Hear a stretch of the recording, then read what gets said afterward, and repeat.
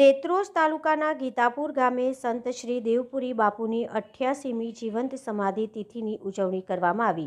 આ ઉજવણીમાં ગીતાપુર ગામના ભાવિ ભક્તો જોડાયા અને સાથે અન્ય ભક્તો પણ જોડાયા હતા। આ દિવસે હવન કરવામાં આવે છે, આરતી અર્ચના કરી પ્રસાદીનો કાર્યક્રમ રાખવામાં આવે છે।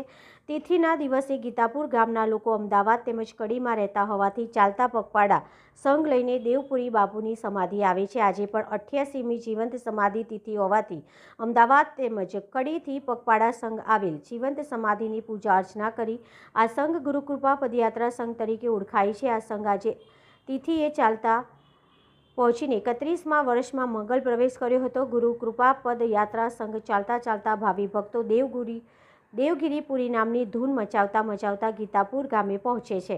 સાથે ધજા પણ હોય છે।